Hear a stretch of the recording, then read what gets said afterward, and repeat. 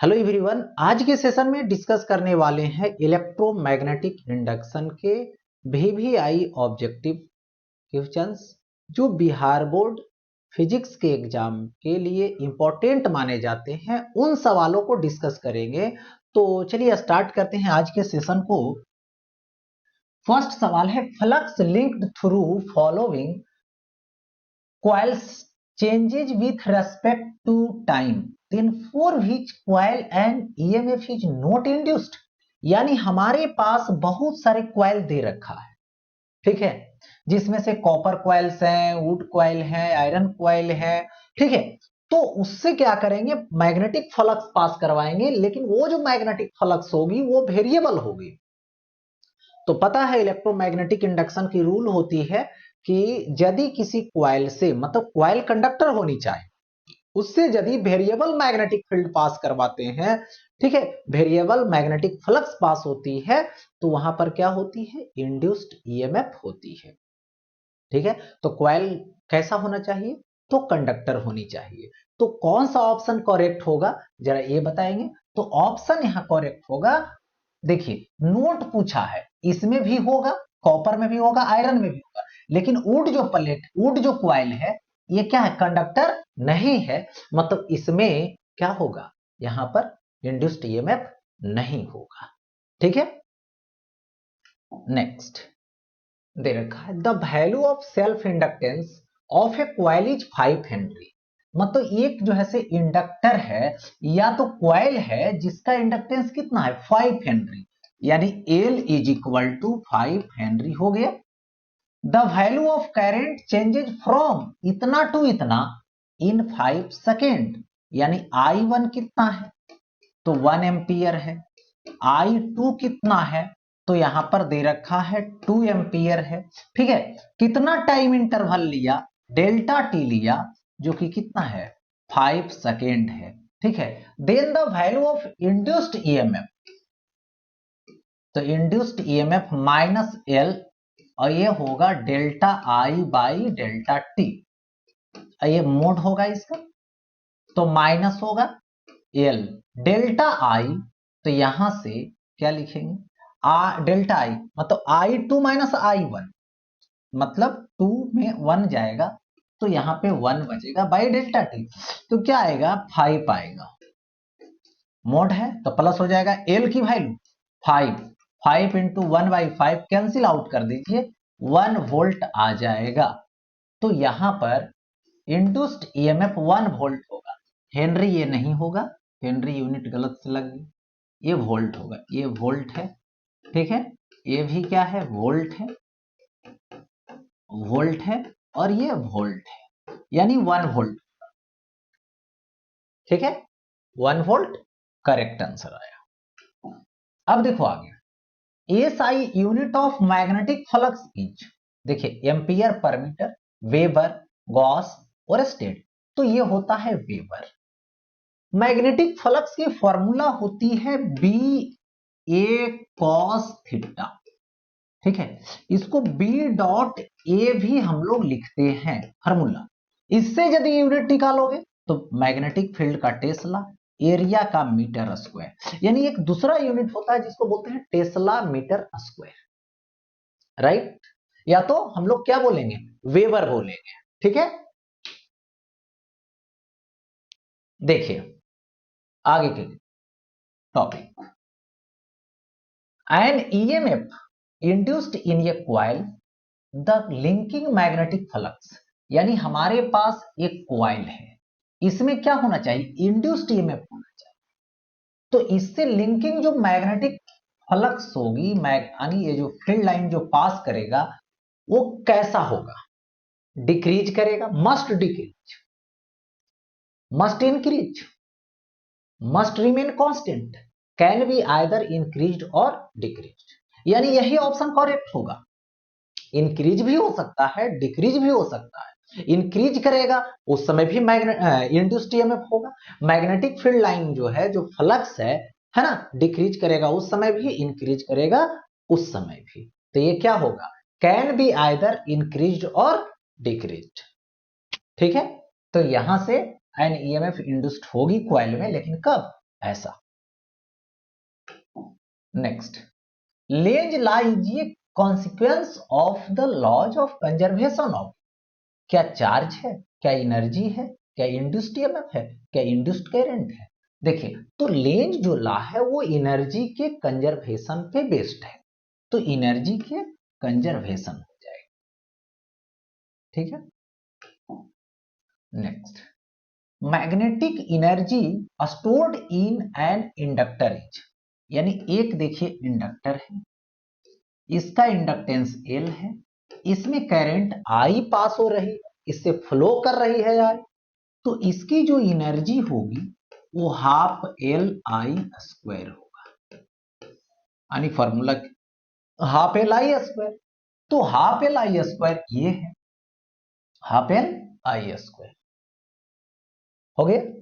Next देखिए, the rate of change of magnetic flux in a loop is equal to induced EMF होगा, क्या current induced होगा, क्या electric field induced हो गया, नन ऑफ दीज। देखिए, तो सिंपल है, यहां पे ये लूप है और इस लूप में मैग्नेटिक फील्ड लाइन पास कर रहा है। ठीक है, तो इसकी फ्लक्स की जो चेंज रेट होगा delta phi by delta T, ये चेंज रेट है। ठीक है, इसकी वैल्यू होती है इंड्यूस्ड ईएमएफ, ये फॉर्मूला होता है। इंड्यूस्ड ईएमएफ मतलब change rate of magnetic flux. ठीक है, तो क्या हो जाएगा, इंड्यूस्ड ईएमएफ होगा, इसकी जो चेंज रेट है वो ईएमएफ के इक्वल है, यानी ईएमएफ जो इंड्यूस्ड हो रहा है। नेक्स्ट, अब देखिए, इसमें है a straight conducting rod held horizontal along east west is released to fall potential difference across it will। देखिए, ये ग्राउंड पे ईस्ट वेस्ट के डायरेक्शन में यदि कोई मैग्नेटिक कोई कंडक्टिंग रड को ऐसे रखते हैं ईस्ट वेस्ट में, तो जो मैग्नेटिक फील्ड लाइन होती है अर्थ की वो साउथ नॉर्थ में होती है ऐसे। तो जैसी ये जाएगी ऐसे, ऐसे है south north magnetic field line, तो जाएगी तो ये कट करेगी, तो जैसी रड कट करती है तो मैग्नेटिक फील्ड को कट करेगी, तो इस रड का जो दोनों एंड है, इन दोनों एंड के बिटवीन ईएमएफ इंड्यूस्ड होती है, जिसकी फॉर्मूला होती है, देखिए ये मैग्नेटिक फील्ड रहा, देखिए ये मैग्नेटिक फील्ड, ये रड हुआ, ये रड भी वेलोसिटी से जब चला तो यहां पे लेंथ L हुआ, ये मैग्नेटिक फील्ड B है, तो इसमें जो इंड्यूस्ड ईएमएफ होगी, ईएमएफ वो होगा BVL। कितना होगा, BVL होगा। अब बताइए, जब ये रड को मैंने ड्रॉप किया, ठीक, तो इसकी लेंथ तो फिक्स है और ग्राउंड पे अर्थ की जो मैग्नेटिक फील्ड है ये प्लेस पे वो भी फिक्स है, और ये कट करते हुए जा रहा, तो अंडर द ग्रेविटी हो रहा। अंडर द ग्रेविटी जब जाएगी तो डाउनवर्ड जैसे जैसे जाएगी तो एक्सेलरेट होते जाएगी, एक्सेलरेशन वर्क कर रहा है इस पे, तो एक्सेलरेट होते जब जाएगी तो इसकी वेलोसिटी इंक्रीज करेगी, यानी भी क्या करेगा, इंक्रीज करेगा। जब भी इंक्रीज करेगा तो इंड्यूस्ड ईएमएफ की वैल्यू भी क्या करेगी, इंक्रीज करेगी। इसका मतलब हुआ, इस फॉर्मूले के अकॉर्डिंग सोचें तो रड को जब ड्रॉप करेंगे ईस्ट वेस्ट के तरफ डायरेक्शन रख करके, ठीक है, तो मैग्नेटिक फील्ड लाइन को कट करते हुए जाएगी और इसकी वेलोसिटी इंक्रीज करते जाएगी, यानी क्या ऑप्शन होगा, इंक्रीज होगा। इसको क्या बोलेंगे, इंक्रीज बोलेंगे, राइट। नेक्स्ट, अब देखिए आगे, the peak voltage in A 220 volt AC source. देखिए एसी सोर्स है और उसकी वैल्यू 220 वोल्ट है, बट पीक वोल्टेज हमें निकालनी है, याद रहे। तो देखिए, जो गिवन होती है, जो मेजर्ड होती है, उसको हम लोग आरएमएस वैल्यू बोलते हैं। तो यहां पे एसी सोर्स की क्या दिया गया, 220 जो वोल्ट है वो आरएमएस वैल्यू, आरएमएस वैल्यू मतलब 220 वोल्ट। ठीक है, अब इसका पीक वैल्यू निकालो तो V नोट होगा, तो V naught is equal to क्या होगा, तो यहां पे वाट होगा, तो V naught is equal to what. अब देखिए यहां पे V आरएमएस होगा, तो ये क्या आएगा, V नोट बाई √2 होगा, तो V naught is equal to √2 into V R M S होगा, तो √2 होगा into V R M S 220 और ये वोल्ट होगा। ठीक है, तो यहां पर जब लिखेंगे V नोट यानी पीक वैल्यू, तो इसकी वैल्यू रख दो 1.414 इंटू 220 वोल्ट, तो ये अप्रॉक्स आएगा 311 वोल्ट। क्या आएगा, तो 311 वोल्ट आएगा। यानी कौन सा ऑप्शन करेक्ट होगा, किसके साथ जाओगे, इसके साथ जाएगा, यानी सी 311 वोल्ट के साथ में। ओके, आगे बढ़ता हूं नेक्स्ट। देखिए, ई capacitor acts as an infinite resistance for, किसके लिए, डीसी मतलब डायरेक्ट करंट, एसी मतलब alternating current, DC as well as AC, क्या दोनों के लिए, नाइदर एसी नॉर डीसी, किसी के लिए मतलब ना ही एसी के लिए और ना ही डीसी के लिए, तो कौन सा ऑप्शन करेक्ट होगा ये देखना। इनफाइनाइट रेसिस्टेंस किसका, रेसिस्टेंस किसका, कैपेसिटर का, तो कैपेसिटर की जो रेसिस्टेंस होती है उसको बोलते हैं कैपेसिटिव रिएक्टेंस। क्या बोलते हैं, कैपेसिटिव रिएक्टेंस, जिसको रिप्रेजेंट करते हैं XC से, जिसकी फॉर्मूला होती है 1/ω_C, यानी 1/2π, ओमेगा का वैल्यू 2π इंटू फ्रीक्वेंसी C होगा। अब देखिए फ्रीक्वेंसी जो होती है वो अल्टरनेटिंग करंट के तो पास होती है, तो ये वाला तो ऑप्शन नहीं होगा, क्योंकि इसमें तो कुछ ना कुछ मतलब वैलिड जो वैल्यू आएगा वो फिक्स आएगा। बट डीसी के लिए यदि बात करें तो फॉर डीसी फ्रीक्वेंसी क्या हो जाएगा, 0, तो जैसे यहां पे 0 दे देंगे तो 1/0 यानी XC क्या हो जाएगा, इनफाइनाइट हो जाएगा। यानी किसके लिए, तो डीसी के, यानी डीसी के लिए कैपेसिटिव रिएक्टेंस यानी कैपेसिटर की रेसिस्टेंस इनफाइनाइट होती है। ओके, आगे बढ़ो। ये series AC circuit has a resistance कितना है, 4 ओम, यानी एसी सर्किट है जिसका रेसिस्टेंस यानी आर की वैल्यू दे रखा है 4 and a reactance of 3 ohm. Reactance है किसका, है ना, मतलब रिएक्टेंस है। ठीक है, तो यहां पे XC या तो XL दोनों का रिजल्ट जो है वो भी बोल सकते हैं। ठीक है, ये रिएक्टेंस दे रखा है कितना, यहां पे 3 ohm. The impedance of the circuit, तो सर्किट का इंपीडेंस निकाल। देखो ये जो रिएक्टेंस है वो क्या मैंने बोला, या तो कैपेसिटर का होगा या तो इंडक्टर का होगा या दोनों के कंबाइंड वैल्यू। ठीक है, जिसको केवल एक से ही रहने दो। अब देखो, तो यहां से इंपीडेंस निकालना है, तो इंपीडेंस की फॉर्मूला हो जाएगी R² प्लस X²। देखिए तो √R² यानी 4² और XC यानी X का स्क्वायर, तो ये होगा 3 का स्क्वायर। ठीक है, तो यहां पर देखिए कितना होगा, 4 का स्क्वायर यानी 16, 3 का स्क्वायर मतलब 9, √25 यानी 5 ओम होगा। तो कौन सा ऑप्शन, ये ऑप्शन करेक्ट हो जाएगा, ये वाला ऑप्शन यहां पे करेक्ट। ठीक है, अब देखिए आगे बढ़ता हूं। Frequency of AC in India, यानी जो अल्टरनेटिंग करंट है इंडिया में उसकी फ्रीक्वेंसी कितना हो, तो इंडिया के सर्किट में जो अल्टरनेटिंग करंट आ रही है उसकी फ्रीक्वेंसी 50 हर्ट्ज होती है। कितना होती है? 50 हर्ट्ज। ठीक है, आगे बढ़ते हैं।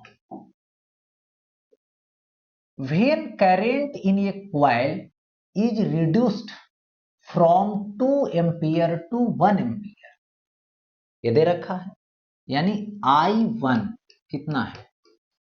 2 एम्पियर, I2 कितना हो गया? 1 एम्पियर। ठीक है, तो यहां पे डेल्टा I लेंगे तो I2 माइनस I1 हो जाएगा।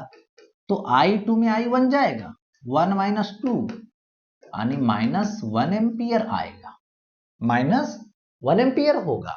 ओके, टाइम कितना लिया? 1 मिली सेकेंड, तो डेल्टा टी क्या हो गया? 1 मिली सेकेंड, यानी 10 to the power minus 3 second हो गया। अब देखिए, the induced EMF is 5 volt, यानी इंड्यूस्ड ईएमएफ कितना हो गया? तो 5 वोल्ट हो गया। अब देखिए, the inductance of coil is, inductance निकाले तो EMF is equal to minus L delta I by delta t हो गया ऐसा। देखो इसका क्या लगा देंगे, यहां पे मोड लगा देंगे और यही इंडक्टेंस मुझे निकालनी है। बात समझ, ईएमएफ कितना है? 5 है, एल कितना है मालूम नहीं, delta I by delta T रहने दो, मोड लगा चुके हैं, माइनस से तो कोई मतलब ही अब नहीं है, ये -1 है तो यहां से 1 रख, delta t 10 to the power -3 रखें। ठीक है, तो एल इज इक्वल टू, ये इधर आएगा मल्टीपल में आएगा, 10 टू दी पावर -3 हेनरी होगा, तो ये होगा 5 मिली हेनरी। कितना होगा? L is equal to 5 milli henry. तो यहां पर 5 मिली हेनरी सर्च कीजिए, कौन सा होगा? यहां पे सी होगा। तो 5 मिली हेनरी कौन सा होगा यहां पे? सी, करेक्ट। क्लियर? हाँ, आगे बढ़ता हूं। नेक्स्ट देखिए, ये step up transformer has turn ratio इतना, मतलब देखिए सिंबल देते हैं, ये रेशियो बता रहा है टर्न का, कौन सा स्टेप अप?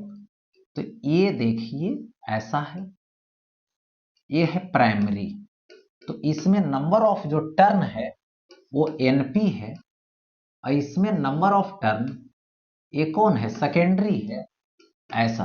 तो स्टेप अप है तो ये तो पक्का पता है कि एनपी नंबर ऑफ टर्न कम होगा और एनएस ज्यादा होगा। क्यों? क्योंकि इनपुट वोल्टेज जो होगा और आउटपुट जो वोल्टेज होगा, तो आउटपुट ज्यादा होगा, स्टेप अप है, स्टेप अप में ज्यादा वोल्टेज है, बाहर फेंकेगा ज्यादा, इन करेगा कम, तभी नाम पड़ा स्टेप अप। अब देखिए, लेकिन बोला ऐसा तो है, रेशियो इसका दे रखा है, ठीक है, कि 10:1 है step up, NS by NP is equal to 10/1 है। चलिए ठीक है। अब देखो, ये सेल ऑफ ईएमएफ 2 वोल्ट्स, एक सेल है जिसका वोल्टेज कितना है? 2 वोल्ट है। तो सेल जो होता है वो कैसा होता है? डीसी करंट वाला होता है। कैसा करंट वाला? डीसी करंट वाला। तो सेल तो डीसी देगा, अब बेचारा एसी के लिए ये काम करता है, कौन? ट्रांसफॉर्मर। इसका मतलब है कि डीसी देंगे तो ये काम ही नहीं करेगा। काम नहीं करने का मतलब हुआ कि जो है से इनपुट को आउटपुट करेगा ही नहीं। तो वही पूछा जा रहा है, सेकेंडरी वोल्टेज डेवलप्ड इज, तो ये सेकेंडरी कॉइल में कितना वोल्टेज डेवलप होगा? तो सेकेंडरी कॉइल में 0 वोल्टेज डेवलप होगा, क्योंकि सेकेंडरी कॉइल वर्क ही नहीं किया, ट्रांसफॉर्मर वर्क ही नहीं किया, क्योंकि इसमें जो करंट गया वो डायरेक्ट। अल्टरनेटिंग करंट में वैल्यू भी चेंज होती है, डायरेक्शन भी चेंज होती है, तो इसके बीच म्यूचुअल इंडक्शन, और म्यूचुअल इंडक्शन से क्रिएट होता है। तो म्यूचुअल इंडक्शन तो यहाँ होगा नहीं, डायरेक्ट करंट है, डीसी है, तो यहाँ पे 0 होगा, यानी इससे जो वोल्टेज होगी सेकेंडरी से डेवलप, वो 0 वोल्टेज होगी, यानी हम किसके साथ जाएंगे? 0 के साथ जाएंगे। अब देखो, which of the following is based on the law of energy conservation? क्या होगा? लेंज लॉ होगा? क्या फैराडेज लॉ ऑफ इलेक्ट्रोलाइसिस होगा? क्या एम्पियर्स लॉ होगा? क्या नन ऑफ दिस? तो लेंज लॉ होगा। लेंज लॉ जो होता है वो एनर्जी के कंजर्वेशन पे वर्क करता है, या तो एनर्जी के कंजर्वेशन पे बेस्ड है। क्योंकि देखो, जैसी जो है से कॉइल को मोशन करवाते हैं, कॉइल को और मैग्नेट को मोशन करवाते हैं, यानी ये कॉइल रहा, ये जो है से नॉर्थ पोल है और ये साउथ पोल है। जैसे इसके नजदीक लाएंगे तो इसमें इंड्यूस्ड करंट होगी। उस इंड्यूस्ड करंट की ऐसी नेचर होगी जो इसको आने से रोकेगा, क्योंकि इसी के आने से क्रिएट हो रहा है और उसी को रोकेगा। क्यों रोकेगा? क्योंकि इसका वाला जो एनर्जी, काइनेटिक एनर्जी है, वो डेवलप कर गया किसमें? इलेक्ट्रिक एनर्जी में। तो इसका ऑलरेडी मोशन रिड्यूस होगा। हाँ, तो यह एनर्जी कंजर्व होती है। अब देखिए, the equation of an AC is represented by I is equal to, यानी I is equal to 0.6 sine, और ये होगा 100 पाई टी। हो गया? तो इसमें आई नोट का वैल्यू कितना है? 0.6 एम्पियर होगा। साइन ओमेगा टी होगा, ये है ओमेगा, ये हो गया आई नोट, ये होता है ओमेगा टी। तो ओमेगा का वैल्यू कितना आ रहा है? यहाँ पे 100 पाई आ रहा है। तो हमें निकालना क्या है? The frequency of AC, frequency निकालना। तो ओमेगा के प्लेस पे यहाँ पे रख दो 2 पाई इंटू फ्रीक्वेंसी, ये हो गया 100 पाई। ठीक है? तो अब क्या होगा? Frequency is equal to 100 pi by, ये आएगा 2 पाई। हो गया? तो यहां से पाई से पाई कट जाएगा, 50 होगा, 50 आंसर आ जाएगा। यानी फ्रीक्वेंसी कितना होगा? तो 50 आएगा, ये होगा 50। ठीक है? तो फ्रीक्वेंसी यहां पे 50 आ गई। अब देखिए आगे, the power factor of a capacitor is, यानी कैपेसिटर की जो पावर फैक्टर होती है वो क्या हो? तो कैपेसिटर हो और इंडक्टर हो, एसी सर्किट में याद रहे, यदि रेसिस्टेंस अब्सेंट रहे, यदि रेसिस्टेंस अब्सेंट रहे तो उस केस में कैपेसिटर, मतलब सॉरी, एसी सर्किट की जो पावर फैक्टर होगी वो 0 हो। कब? जब जो है से रेसिस्टेंस रहे ही नहीं रहे। तो कैपेसिटर है तो रेसिस्टर तो नहीं है इसके साथ, तो रेसिस्टेंस वाला टर्म नहीं रहे, रेसिस्टर नहीं रहे, तो 0। आ तो ओनली इंडक्टर रहे, या तो इंडक्टर और कैपेसिटर दोनों रहे, तो क्या होगा? 0 होगा। और केवल रेसिस्टर रहेगा तो 1 होगा। याद रहे। अब देखिए, the ratio off peak value, ठीक दे रखा है यहां पे, the ratio off peak value and RMS value of AC, यानी देखिए एसी सर्किट में आई नोट और आई आरएमएस की जो रेशियो है वो क्या हो, यही हमें फाइंड करना है। तो फॉर्मूला होती है I R M S is equal to I naught by √2, ये होता है। ठीक? तो √2 इधर आ जाएगा, आई आर एम एस इधर आ जाएगा, तो I naught by I R M S is equal to √2 होगा। यानी ये रेशियो निकल गया, मतलब I naught by I R M S is equal to क्या होगा? √2 होगा। ठीक है?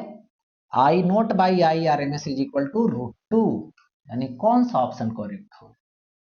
तो √2। ठीक है? √2 करेक्ट हो गया। क्लियर? अब आगे बढ़ते हैं। देखिए नेक्स्ट, द पावर फैक्टर दे रखा है, the power factor varies between, यानी पावर फैक्टर किसके किसके बिटवीन वैरीज करता है ये हमें बतलानी है। देखिए, तो पावर फैक्टर यदि ओनली रेसिस्टेंस रहेगा तो पावर फैक्टर cos फाई होती है जो 1 होगा।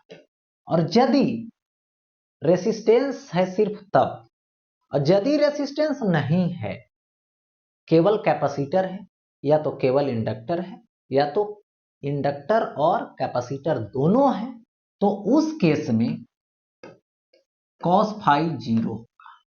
तो ये हो गया क्या चीज, मिनिमम, और ये क्या हो गया, मैक्सिमम। यानी पावर फैक्टर की मिनिमम वैल्यू 0 होती है और पावर फैक्टर जो होती है cos फाई, जिसका मैक्सिमम वैल्यू यहां पर 1 होता है। पूछा जाएगा ये फाई क्या है, तो ये फेज डिफरेंस है, ठीक है, करंट और वोल्टेज के बिटवीन। कहां, एसी सर्किट, किसमें, एसी सर्किट। तो इसकी जो वैल्यू होगी पावर फैक्टर की, यानी cos फाई का वो ग्रेटर इक्वल टू 0 और लेस इक्वल टू 1, यानी 0 और 1 के बीच वैरी करेगा। किसके बीच, तो 0 और 1 के बीच वैरी करेगा, ठीक है। अब देखिए आगे, to convert mechanical energy into electrical energy are can use, क्या डायनेमो होगा, क्या मोटर होगा, क्या ट्रांसफॉर्मर होगा, नन। बारी बारी से चलिए समझते हैं। डायनेमो मतलब उसको यदि मशीन से घुमाते हैं तो वो इलेक्ट्रिक एनर्जी देता है। घुमाना क्या हुआ, मैकेनिकल हुआ, मैकेनिकल एनर्जी दिया आपने, और वो क्या दिया बदले में, इलेक्ट्रिक एनर्जी दिया। तो वही तो पूछा जा रहा था कि कौन मैकेनिकल एनर्जी को इलेक्ट्रिक एनर्जी में कन्वर्ट कर दिया, मतलब किसको घुमा रहे हैं, जैसे इसको घुमा रहे हैं तो क्या दे रहा है, इलेक्ट्रिक एनर्जी दे रहा है। मोटर है तो मोटर में करंट देते हैं तब वो घूमता है, पुल्ली घूमता है, मतलब करंट ने इलेक्ट्रिक एनर्जी दिया, तो ये दिया मैकेनिकल एनर्जी। लेकिन ये क्या दिया, डायनेमो, मैकेनिकल एनर्जी को इलेक्ट्रिक एनर्जी में कन्वर्ट कर दिया। ये डायनेमो हो गया ऑप्शन, है ना। मोटर भी हो गया, मोटर कब होगा, इलेक्ट्रिक एनर्जी से मैकेनिकल। ट्रांसफार्मर का कोई एनर्जी में कन्वर्सन नहीं होता है, इसका सिर्फ काम है वोल्टेज को बढ़ाना और घटाना। कभी कभी कंफ्यूज हो जाता है, ये ट्रांसफार्मर एसी को डीसी में बदलता है या तो डीसी को एसी में बदलता है, ऐसा कुछ नहीं है।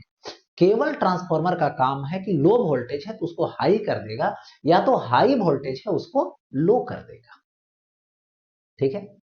तो ये तो हो गए, आगे बढ़ते हैं नेक्स्ट। अब देखिए, the working dynamo is based on the principle of, क्या हीटिंग इफेक्ट ऑफ करंट है, क्या हीटिंग इफेक्ट ऑफ करंट है जिसपे डायनमो वर्क करता है। इलेक्ट्रोमैग्नेटिक इंडक्शन, क्या वहां इलेक्ट्रोमैग्नेटिक इंडक्शन होता है जिस पर वर्क करता है। मैग्नेटिक इंडक्शन, क्या मैग्नेटिक इंडक्शन होता है उस पर वर्क करता है। इलेक्ट्रिक इंडक्शन होता है इस पे वर्क करता है। तो देखिए होता क्या है, एक्चुअली आंसर होगा इसका इलेक्ट्रोमैग्नेटिक, यहां पर इंडक्शन पे वर्क करता है कौन, डायनेमो। क्यों, क्योंकि देखिए डायनेमो जो बनाया जाता है उसमें जो आर्मेचर लगाया जाता है वो क्वाइल्ड वायर होता है, और क्वाइल्ड वायर दो मैग्नेट के पोल के बिटवीन, जैसे देखिए ये मैग्नेट का पोल है, सपोज दैट नॉर्थ है, और ये मैग्नेट का पोल है जो साउथ है। इसी में रड लगा दिया जाता है, सॉफ्ट आयरन रड, और इसी के ऊपर क्रोड बना करके इस पे कॉपर क्वाइल रैप्ड किया जाता है और इसको जो है से घुमाया जाता है। तो जब ये घूमता है तो इस क्वाइल से क्रॉस करने वाला मैग्नेटिक फ्लक्स चेंज होती है, और जब मैग्नेटिक फ्लक्स चेंज होती है किसी भी क्वाइल से, तो वहां पर क्या होता है, ईएमएफ इंड्यूस्ड होती है। तो इंड्यूस्ड ईएमएफ होती है तो करंट फिर देता है सर्किट में, इसीलिए इसको बोला गया यहां पर क्या होगा, इलेक्ट्रोमैग्नेटिक इंडक्शन होगा। मतलब डायनेमो में क्या होता है, इलेक्ट्रोमैग्नेटिक इंडक्शन होता है, तो यहां पर इलेक्ट्रोमैग्नेटिक इंडक्शन। ओके, अब आगे बढ़ता हूं। तो आज जो है इलेक्ट्रोमैग्नेटिक इंडक्शन में इतना ही सवाल की कलेक्शन थी जो भी आई आपके बोर्ड के व्यू से देखा जा रहा है। ऐसे सवाल पूछे जाने की संभावना है, तो इन सवालों को आप अच्छे तरीके से है ना देख लीजिए, अच्छे से समझ लीजिए, और इससे रिलेटेड और सवाल जो पूछा जाएगा तो इसी से रिलेटेड रहेगा, जो इसी बेस पे आप बना सकते हैं। तो ये बेसिक है, और ऐसे सवाल देखे जाते हैं, देखे गए हैं और देखे जाएंगे भी। चलिए ओके, फिर मिलते हैं नेक्स्ट सेशन।